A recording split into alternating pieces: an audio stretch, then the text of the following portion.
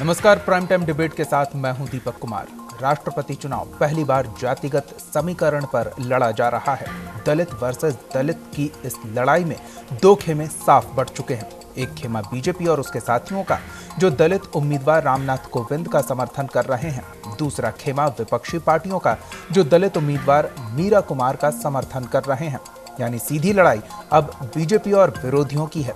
ऐसे में नीतीश कुमार को ऐसी क्या जल्दबाजी थी कि विपक्षी दलों की बैठक से ठीक पहले, एक दिन पहले उन्होंने अपना समर्थन बीजेपी को दे दिया। हालांकि मीरा कुमार का नाम सामने आने के बाद लालू ने नीतीश को उनकी ऐतिहासिक गलती याद दिलाई और गलती में सुधार करने का सुझाव भी दिया। लेकिन जेडीयू ने साफ कर दिया है कि वो अब अपना फैसला नहीं बदलेंगे।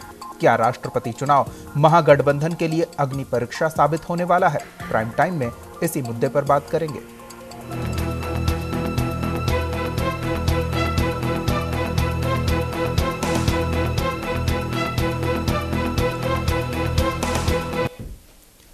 विपक्ष के 17 दलों ने मिलकर अपना राष्ट्रपति उम्मीदवार मैदान में उतार दिया है। पूर्व लोकसभा स्पीकर मीरा कुमार के नाम पर मुहर लगाई गई। इसके बाद राष्ट्रपति का चुनाव भी जातिगत समीकरण में तब्दील हो गया है। देखिए ये रिपोर्ट।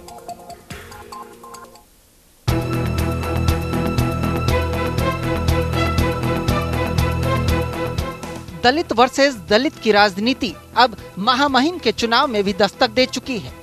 बीजेपी ने रामनाथ कोविंद को अपना राष्ट्रपति उम्मीदवार बताते हुए उनकी जाति को विशेष रूप से उल्लेखित किया। तो उधर अब दिल्ली में सोनिया गांधी के नेतृत्व में भी मीरा कुमार को मैदान में उतारा गया। मीरा कुमार भी दलित जाति से हैं और बिहार से सरोकार रखती हैं। Propose the name of Shri Meera Kumar ji for the forthcoming Rashtrapati election. Shri Meera Kumar, Shrimati Meera Kumar is the illustrious daughter of illustrious leader, great leader Babu Jagjeevan Ram, who has been a freedom fighter, a crusader for social justice, and also the Deputy Prime Minister. जाति का ये समीकरण कहीं न कहीं महागठबंधन के लिए भी खतरे की घंटी साबित होने जा रहा है, क्योंकि नीतीश कुमार ने दिल्ली में हुई इस बैठक में शामिल होने की भी जहमत नहीं उठाई और एक दिन पहले ही रामनाथ कोविंद के नाम पर समर्थन की मोहर लगा दी। और सभी विधायकों की एक मत से राय थी कि उनके लोकतंत्र की जो स्वस्थ परंपराओं का निर्वाह श्री कोविंद जी ने किया है, उसका आदर करते हुए उन्हें समर्थन दिया।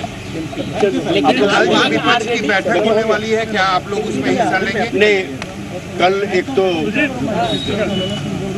गुलाम नबी आजाद जी शहर में थे और उन्होंने स्वयं ही कोविंद जी का नाम डिस्कशन के लिए आए, उस पर अपनी असहमति खुद ही उन्होंने जाहिर की थी। इसलिए अब कल की बैठक में जाने का कोई औचित्य नहीं बचा है। यद्यपि जनता दल यू और इसके अध्यक्ष विपक्षी एकता के लिए निरंतर प्रयास करते रहे हैं और भविष्य में भी करते रहेंगे। ये एक एकांकी घटना है जिस पर पार्टी अध्यक्ष और पार्टी का विभिन्न अवसरों पर विपक्षी एकता के द्वारा किए गए प्रयासों पर कोई फर्क नहीं पड़ता। जेडीयू के इस फैसले के बाद बिहार से सरोकार रखने वाली एक दमदार प्रत्याशी विपक्ष की तरफ से मैदान में है। तो क्या नीतीश कुमार महागठबंधन की लाज बचाने के लिए अपना फैसला बदलेंगे? कम से कम लालू यादव तो नीतीश को आगाह कर रहे हैं कि वो अपने फैसले पर फिर से विचार करें। तो सब लोग दुनिया जग जाहिर है बोल दिया। तब पहले तो वही लोग मीटिंग में आए थे कि जो फैसला होगा उसी के साथ रहेंगे। अब बीच में क्या पता नहीं, क्या इन लोगों के बीच में क्या हुआ, दिमाग बना है। नीतीश जी हमको फोन किए थे कि मेरी निजी राय है, हम कहीं सब गलती भी मत करिए, ऐतिहासिक गलती मत करिए आप। फिर भी हम अपील करते हैं नीतीश कुमार से वो विचार करें अपने गठबंधन को हमको तोड़ना नहीं ना है, गठबंधन है। नीतीश कुमार के फैसले ने महागठबंधन में खलबली मचा दी है। रघुवंश प्रसाद ने तो सीधे आरोप लगाया कि नीतीश महागठबंधन को कमजोर कर रहे हैं, लेकिन इसके साथ ही तेजस्वी ने महागठबंधन में दरार की अटकलों को खारिज भी किया। महागठबंधन में कोई गांठ नहीं है। राष्ट्रव्यापी जो महागठबंधन बनना था उसके लिए झटका है कि श्री नीतीश कुमार जी ने इनिशिएटिव लिया था कि सेकुलर पार्टी को एकजुट किया जाए। सब नेता से वही मिले थे, श्रीमती सोनिया गांधी और अन्य नेताओं से, लेकिन सब के बाद सब बैठक करके उम्मीदवार तय कर रहे हैं। आई आगुए सपोर्ट कर दिए भाजपा के उम्मीदवार को, तो इससे लोगों को झटका लगा है, आश्चर्य हुआ है जी भाई यही व्यक्ति एकजुटता के लिए चले थे, आगुए क्यों सपोर्ट कर दिए। देखिए, किसी के कहने ना कहने से, किसी के कहने ना कहने से प्रभावित नहीं होने चाहिए। ठीक है, अभी दूसरा चल रहा, बाद में हम लोग तो मिलते रहते बात। बहरहाल जातिगत समीकरणों में फंसा और बिहार की जमीन से जुड़ा ये राष्ट्रपति चुनाव महागठबंधन के लिए किसी अग्नि परीक्षा से कम साबित नहीं होगा। देखना होगा कि आने वाले कितने दिन लालू नीतीश गठबंधन धर्म का पालन करते हैं। Special desk, news India. तो मामला अब यहां आकर रुका है। दोनों खेमों ने अपने अपने प्रत्याशी का ऐलान कर दिया है और दोनों चेहरे पिछड़े वर्ग से। तो अब ऐसे में पिछड़ा वर्ग के आधार पर किसी खेमे को बढ़त मिलती नहीं दिख रही है।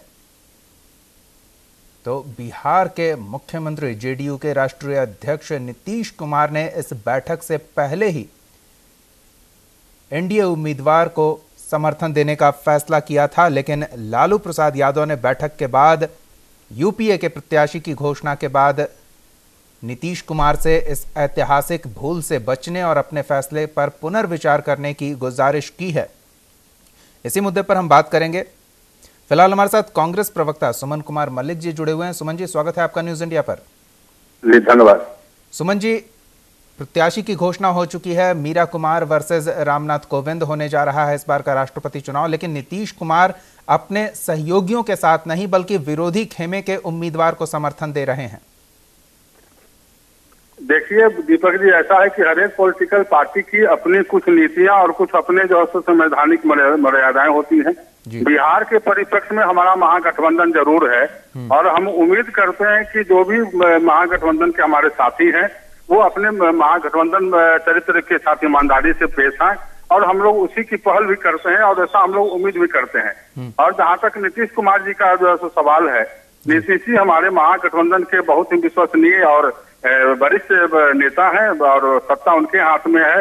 बिहार की जनता ने पूरे मन से और विश्वास के साथ हमारे महागठबंधन के पक्ष में मतदान किया है। और एक चीज हम आपको बताएंगे कि इस तरीके से पहले भी एक उदाहरण हुआ था जब भाजपा के साथ नीतीश जी की सरकार थी और हमारे राष्ट्रपति पद के प्रत्याशी श्री प्रणब मुखर्जी थे। तो प्रणब मुखर्जी साहब को नीतीश कुमार जी ने अपने अलायंस से अलग जाके जो है सो अपने जो समर्थन देने का जो है सो बात कही थी और किया, समर्थन किया था।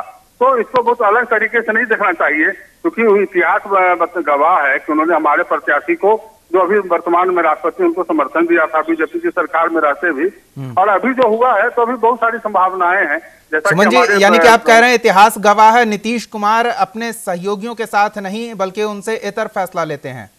नहीं, मैंने ये नहीं कहा। उन्होंने कहा कि अगर आज हाय तबाह हो रहा है तो उन्होंने पहले भी ऐसा किया है।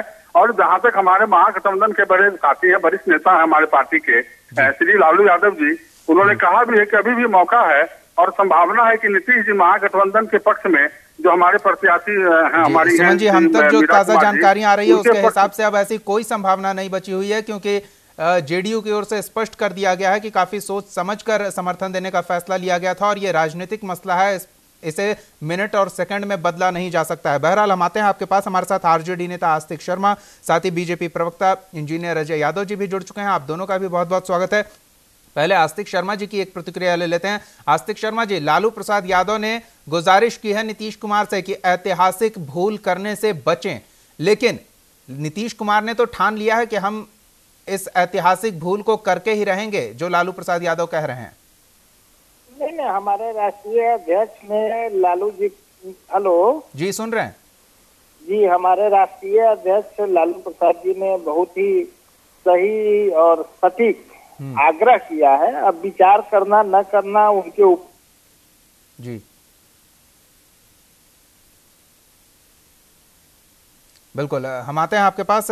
अजय जी के पास चलते हैं। अजय जी, नीतीश कुमार जब एनडीए में थे तो उन्होंने यूपीए के राष्ट्रपति पद के उम्मीदवार प्रणब मुखर्जी का समर्थन किया था। अभी यूपीए के साथ हैं तो उन्होंने एनडीए के राष्ट्रपति पद के उम्मीदवार रामनाथ कोविंद का समर्थन देने का फैसला किया है। तो किस तरह से देखते हैं ये, क्या नीतीश कुमार का ये राजनीतिक चरित्र निकलकर सामने आया है कि अपने सहयोगियों से इतर फैसला लेते हैं ताकि वो भीड़ से अलग दिख सकें? देखिए, नीतीश कुमार जी जब से राजनीति में हैं तब से इस तरह के फैसलों के लिए वो जाने जाते रहे हैं। जैसा कि कांग्रेस के साथी ने भी कहा जी। मेरा मानना है कि नीतीश कुमार का यही आचरण देश के बाकी नेताओं से इनको अलग करता है और इनकी जो खासियत है वही दूसरों को परेशानी का सबब बन जाता है या किसी को सहयोग मिल जाता है। मेरा यह मानना है माननीय नीतीश कुमार जी ने देश हित में जब कोई बड़ा फैसले लेने की जरूरत पड़ी तो वो पार्टी को दरकिनार कर, अलायंस को दरकिनार कर इन्होंने उचित फैसला लिया है, चाहे वो डिमोनेटाइजेशन। चलिए, आपके पक्ष में है तो उचित फैसला कहेंगे ही, लेकिन अजय जी ये भी समझना चाहेंगे कि ये राष्ट्रपति पद की उम्मीदवारी को आपने जाति के आधार पर चुनाव कर दिया था, ऐसे आरोप लग रहे थे। अब विपक्ष भी उसी स्तर का एक उम्मीदवार लेकर आया है। देखिए, यूपीए के जो उम्मीदवार हैं, यूपीए के उम्मीदवार को मैं दलित मानता ही नहीं, क्योंकि वो मीरा कुमार जी पूर्णतः दलित नहीं है। जगजीवन बाबू दलित थे, यह बात सब लोगों को पता है, लेकिन मीरा कुमार जी दलित नहीं है। दूसरी एक बात कि मीरा कुमार सोने की कटोरी में से खाना खा करके पली और बढ़ी हैं और कोठियों में रही हैं, राजघराना जैसा। लेकिन रामनाथ कोविंद जी ये संघर्ष करके यहाँ तक पहुंचे हैं। वो छोटी मोटी राजनीति से शुरू करके वो हाई कोर्ट और सुप्रीम कोर्ट तक का प्रैक्टिस उन्होंने किया है, अपने जीवन के सारे दुखों को झेल करके। और बिल्कुल अजय जी, लेकिन अमित शाह जी ने जब परिचय देना शुरू किया था तो सबसे पहले इस बात की ओर जिक्र किया था कि उनकी जाति क्या है, वो किस वर्ग से आते हैं। बाकी की गुणवत्ताएं तो बाद में सामने आई।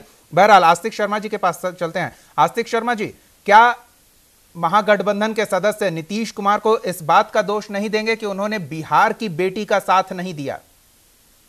देखिए, नीतीश अभी उम्मीदवार घोषित हुआ है, उनके निर्णय लेने के बाद जी कल उन्होंने तय कर लिया था कि रामनाथ कोविंद जी को उन्होंने समर्थन दिया था जदयू की ओर से। बिहार के राज्यपाल के बाद वो राष्ट्रपति बनने जा रहे हैं और बिहार में उनकी सरकार और राजभवन में कोई अच्छा समन्वय रहा है, इसलिए इन्हें उन्होंने अपने नीतियों और मार्गदर्शन के तहत उन्होंने तय किया है। नीतीश जी ऊंचे आदर्श के लिए जाने जाते हैं। पूर्व में भी एनडीए में जब थे, प्रणब मुखर्जी को उन्होंने व्यक्तिगत आधार पर समर्थन किया था। यह सवाल अब आज नया उत्पन्न हुआ है जब विपक्ष की ओर से मीरा कुमार को हम लोग उम्मीदवार के तौर पर पेश किए गए। इसी के नाते हमारे राष्ट्रीय अध्यक्ष आदरणीय लालू प्रसाद जी ने उनसे पुनः विचार की अपील भी किया है। लेकिन यह आप हमारे चैनल को YouTube पर सब्सक्राइब कर सकते हैं, न्यूज इंडिया निम्स पर। इसके अलावा आप ट्विटर पर भी हमें न्यूज इंडिया 17 पर फॉलो कर सकते हैं। फेसबुक पर आप newsindia.nimsUnai पर हमें लाइक कर सकते हैं।